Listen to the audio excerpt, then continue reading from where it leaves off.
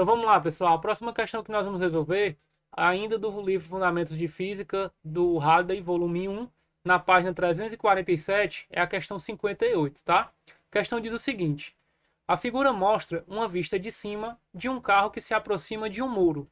Suponha que o motorista começa a frear quando a distância entre o carro e o muro é d igual a 107 metros. Então, de novo, vamos começar a separar as informações para que a gente possa utilizá-las depois. Então, esse D que ele representa aqui na figura, que é o momento em que o motorista começa a frear, é de 107 metros. Ou seja, até ele chegar a essa distância, a sua velocidade, vamos supor que seja constante, tá? Então, nesse ponto aqui, é onde nós vamos começar a fazer a análise do movimento.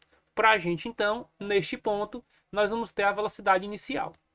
Que a massa do carro é de 1.400 kg. Então, vamos lá. Massa do carro, 1.400 kg.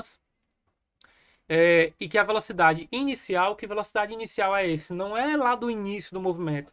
É do início da nossa observação. Que nós estamos começando a observá-lo a partir do momento em que ele começa a frear. Então, a velocidade inicial é de 35 metros por segundo.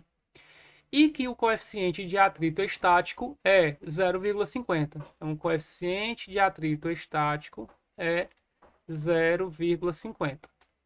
Suponha também que o peso do carro está distribuído igualmente pelas quatro rodas, mesmo durante a frenagem. Por quê? Porque na realidade, quando o carro freia, se o freio está posicionado no eixo dianteiro, nós temos aquele movimento, né, do carro de ser friccionado pelo eixo dianteiro, e aí há uma mudança, como o carro é um corpo extenso, né, na prática ele é um corpo extenso, há uma tendência de rolamento, tá?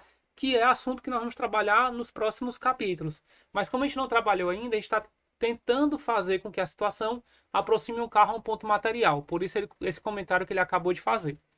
Então, pessoal, diante dos dados que eu acabei de separar, ele pede no item A qual é o valor mínimo do módulo da força de atrito estático entre os pneus e o piso para que o carro pare antes de se chocar com o muro. Então, pessoal, no item A,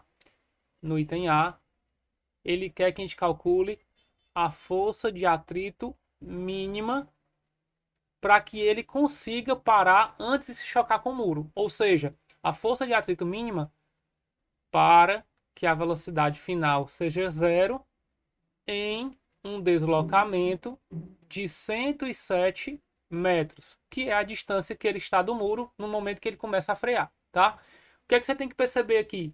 Que a única força que está sendo responsável por frear o carro é a força de atrito. Então, neste caso, a força de atrito é a resultante que está atuando sobre ele. Como esse freio é o freio estático, ele não vai deslizar enquanto para, né? Nós temos aí o freio responsável por fazer o carro diminuir a velocidade quando ele é acionado, é o freio que não provoca deslizamento, esse atrito é o estático. Como o atrito estático ele é variável, olha o que ele pediu, o atrito mínimo para que ele pare nessa distância. Se ele quer o atrito mínimo para ele parar nessa distância, nós vamos ter que calcular essa força resultante, que é obtida pela massa do carro fornecido pela questão, vezes a aceleração que ele tem que ter, ou melhor, desaceleração que ele tem que ter ao longo desse percurso. Nós não temos essa desaceleração. E nós não podemos afirmar que esse atrito é o de destaque porque ele está pedindo o atrito mínimo, não o atrito máximo sem deslizamento. Lembre-se dessa informação. O atrito de destaque, ele só atua quando o carro está na iminência de deslizar. Então, quando ele pede o atrito mínimo, esse é de longe, ele, com certeza ele não é o atrito de destaque, tá certo? Por isso que o atrito estático ele não tem uma fórmula e a gente precisa calculá-lo por meio da força resultante nesse caso. Só que nós temos a massa, mas não temos a aceleração. O que é que a gente vai fazer então? Vamos calcular a aceleração com as outras informações que nós temos. Veja que, como se trata de um movimento que tem aceleração, é um movimento uniformemente variado. Como desse nós não temos nada sobre o tempo de frenagem, o tempo de movimento, a única equação do MUV que não informa tempo, que não usa o tempo, é a equação de Torricelli, que lembrando é V2 igual a V02 mais 2A delta S. A velocidade final nós queremos que o carro pare, é zero. A velocidade inicial é de 35 metros por segundo. Eu já vou elevar logo aqui ao quadrado. Então, 35 ao quadrado dá 1.225. 1.225. Mais duas vezes a aceleração, vezes o deslocamento que ele vai ter para parar, que é de 107 metros. Tá? Passando esse valor para o outro lado, nós vamos ter que 2 vezes o 107 é 214. 214A vai ser igual, esse valor que está positivo passa para o outro lado, negativo, menos 1.225. A aceleração, portanto, vai ser resultado da divisão do 1.225 por 214. Esse valor dá aproximadamente 5,7, ou melhor, menos 5,7 metros por segundo ao quadrado, tá certo? Esse é o valor, então, que o carro vai ter que atingir, no mínimo, para conseguir parar quase encostando no muro. E aí a força de atrito, então, que é a resultante das forças, vai ser a massa do carro, 1.400 kg, vezes essa desaceleração, que eu vou usar em módulo, porque eu quero só o valor do atrito, então 5,7. Essa força de atrito, então, vai ser 1.400 vezes 5,7, dá 7.980 newtons. Esse é o valor do atrito necessário para fazer com que ele pare. Se você quiser, você pode até arredondar para 8.000, ficando aí em notação científica 8 vezes 10 a terceira newtons, tá? Tanto faz, qualquer uma dessas duas respostas são aceitas para esta condição, para esta situação do item A. Beleza, pessoal? Resolvendo agora o item B, vamos lá voltar de novo para a questão para saber o que é que ele pede. Item B. Qual é o valor máximo possível da força de atrito estático? Lembre-se que o valor máximo possível é aquele que o carro está na iminência de derrapar. Então, se ele tem um atrito mínimo para que ele não colida, igual o valor que nós calculamos no item A, aquele vai ser o atrito suficiente para ele parar quase encostando no muro. Quando ele pede o atrito máximo, isso quer dizer que o cara vai pisar o pé no freio e ele vai parar bem antes do que ele pararia se ele estivesse atuando o atrito mínimo, tá? Então agora a preocupação não é fazer todo o percurso, é que ele tem um atrito máximo. Para que a gente possa então calcular o que ele pede, que é esse atrito máximo, que não ocorra deslizamento, esse atrito máximo para que não ocorra deslizamento, esse atrito também é chamado de atrito de destaque. E aí, como é que a gente faz para calcular esse atrito de destaque? Esse tem uma fórmula própria. Esse atrito de destaque, ele é calculado pelo μ estático vezes a normal, tá? Não fiz a representação das forças lá no carro, mas se você imaginar que o carro, como sendo representado por este bloco, quais são as forças que estão atuando sobre ele? Isso aqui a gente está vendo o carro paralelo ao plano da pista, tá? Então, de frente, de lado, por trás, enfim, estou desenhando o carro de lado. Então, vamos supor que o carro está se movendo com uma velocidade para a direita. Quais são as forças que estão atuando sobre ele, então? São a força peso, representada sempre vertical para baixo, a força normal, para perpendicular ao plano de contato, e como ele está se movendo para a direita, o atrito que vai ser responsável por diminuir essa velocidade tem que ser contrário, para a esquerda. Então aqui a força de atrito paralelo ao plano de contato que está gerando esse atrito e contrário à tendência de deslizar, tá? Veja então que para a gente calcular a normal, que é uma força que está na vertical, nós temos que analisar apenas as forças verticais. Como não há aceleração do carro na vertical, nós podemos garantir que na vertical há um equilíbrio, que a resultante é zero. Isso quer dizer que a normal é igual ao peso. Sabendo então que a normal é igual ao peso, a normal será igual a m vezes g. A normal então será a massa do carro, 1.400 kg, vezes a gravidade, que é 9,8. A normal então será 1.400 vezes 9,8, dá 13.720. 13.720 newtons. Trazendo esse valor para cá, nós vamos agora calcular o atrito de destaque, que é o atrito máximo, por μ estático 0,50, vezes a normal, que nós já sabemos que é 13.720. E aí nós vamos encontrar agora o valor do atrito de destaque pelo resultado dessa multiplicação. 13.720 vezes 0,50 dá 6.860. 6.860 newtons, ou, se você preferir, 6,9 vezes 10 a terceira newtons. Pode até arredondar aí para 7, que dá certo, tá certo? Então, se você arredondar aí para 7 também é aceitável, que é a resposta do item B dessa questão. Vamos agora para o item C e vamos ver o que, é que a questão pede no item C. A questão diz o seguinte: se o coeficiente de atrito cinético entre os pneus com as rodas bloqueadas, ou seja, o atrito cinético é na hora que a roda trava e aí o pneu começa a deslizar sobre a pista, e o piso é 0,40, então vamos separar essa informação que esta não estava lá, tá? Então o coeficiente de atrito cinético, ele está pedindo para a gente considerar como 0,40.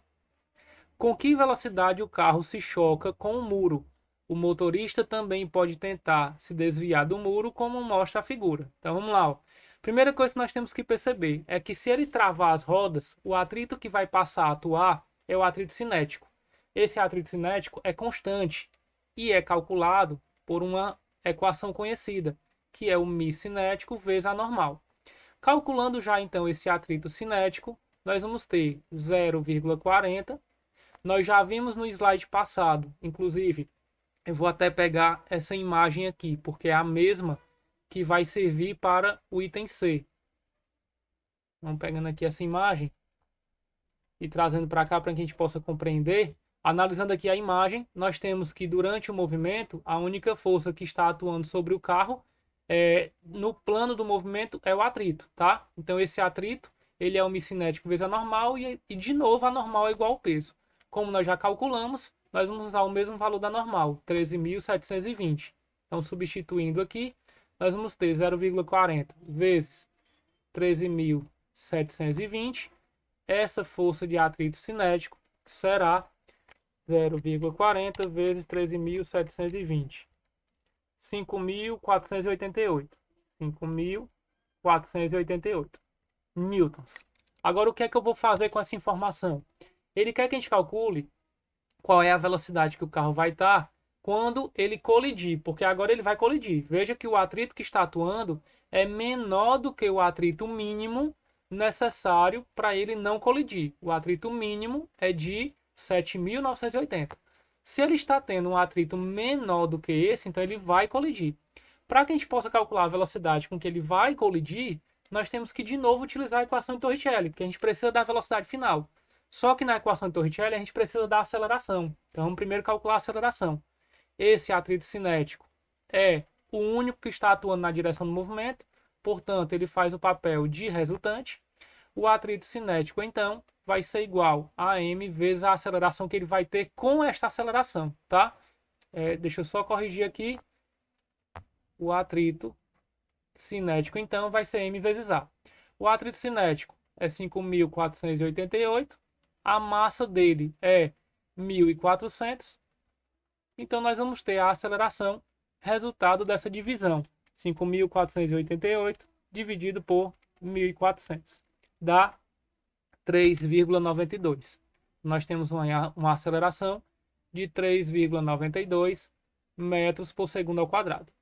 De posse dessa aceleração, nós vamos agora utilizar a equação de Torricelli. Como? V2 é igual a V02 mais 2A ΔS. A velocidade final é o que nós queremos, ao quadrado. A velocidade inicial é de 35. 35 ao quadrado dá 1.225. 1.225. Mais duas vezes a aceleração. Veja que é uma desaceleração. Então eu já posso colocar aqui menos 2 vezes 3,92, que dá 7,84. 7,84. Vezes a distância que ele vai percorrer, que é 107 metros. Então deixa eu logo vezes 107, dá 838 8,88. Então deixa eu apagar isso aqui e já colocar o valor, porque o espaço ali não comporta todos os números. Então dá 838,88. Fazendo aqui a subtração, menos 1.225 menos 838,88 vai dar uma velocidade correspondente à raiz quadrada, porque eu já estou passando esse expoente para outro membro, de 386,12. Tirando então a raiz quadrada disso, nós vamos ter raiz quadrada de 386,12 é 19,64. 19,64 metros por segundo, certo? Mas se você quiser transformar para quilômetro por hora, basta multiplicar por 3,6 e aí você vai ter o valor de 70 quilômetros por hora aproximadamente. Beleza, pessoal? Então tá aí a resposta do item C. Item D agora, o que é que ele pede? Vamos ler lá o item D. Item D. Qual é o módulo da força de atrito necessária para fazer o carro descrever uma trajetória circular de raio D? Ou seja, se a trajetória circular vai ter raio D, ele tem que começar a fazer essa curva já exatamente a partir da distância de onde ele começou a frear lá no item A, tá? E a velocidade V0 para que o carro descreva 1/4 de circunferência e tangencie o muro. Ou seja, ele vai passar no muro quase que encostando, beleza? Então vamos escrever isso aqui. Ele quer a força de atrito para descrever um movimento circular uniforme, tá certo? Vamos lá então. Para que ele possa executar esse movimento circular, tem que ter uma força suficiente para permitir ele fazer essa curva. Essa força, indo lá para a figura, essa força, quando o carro estiver bem aqui, essa força ela vai ter que estar apontando para o centro do movimento. Esta força nada mais é do que o atrito e está fazendo o papel, portanto, de resultante centrípeta, tá certo? Então nós vamos ter aqui esse atrito sendo responsável por ele executar essa curva. Para que a gente possa então calcular o valor desse atrito, o que é que nós vamos fazer? Nós vamos primeiro imaginar que se esse atrito ele está fazendo o papel de resultante centrípeta, ele é calculado por mv ao quadrado sobre r, tá? Então a sua velocidade aqui é v0. Para que a gente possa então calcular esse atrito, basta substituir os valores que nós já temos, a massa do carro 1.400, a velocidade inicial 35 ao quadrado, dividido pelo raio, que vai ser a própria distância de 107 metros.